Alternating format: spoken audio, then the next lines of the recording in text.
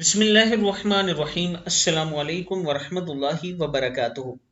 आबिद राजा channel की तरफ से आज मैं अपने दोस्तों को रसूलुल्लाह सल्लल्लाहु अलैहि वआलिहि वसल्लम का एक फरमान बताऊंगा कि अगर बीवी सोई हुई हो तो क्या उसको जगा देना चाहिए या नहीं। अगर बीवी सोई हुई हो तो बिलावजह इसको जगा देना सुन्नत के खिलाफ है। सैयदा आयशा सिद्दीका रजी अल्लाह तआला अन्हा फरमाती हैं कि मैं सोई हुई थी तो अल्लाह के हबीब बिस्तर से बहुत आहिस्ता से नीचे उतरे और फिर जूते पहने बगैर नंगे पांव चले ताकि आवाज न हो। जब मैंने पूछा कि ए अल्लाह के रसूल सल्लल्लाहु अलैहि वआलिहि वसल्लम आपने ऐसा क्यों किया, फरमाया आयशा तुम सो रही थी तो मेरा जी चाहा कि तुम्हारी नींद में खलल न आए। किताब का वाला ये नीचे मौजूद है, आप देख सकते हैं।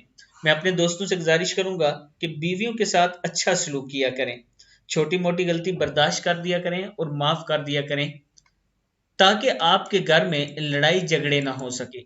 जब आप अपनी बीवी की छोटी गलतियां माफ करेंगे, उसका ख्याल रखेंगे तो आपका घर आपके लिए जन्नत बन जाएगा। आप दोस्तों ने इस वीडियो को आगे जरूर शेयर करना है। अस्सलाम वालेकुम वरहमतुल्लाहि वबरकातुहू।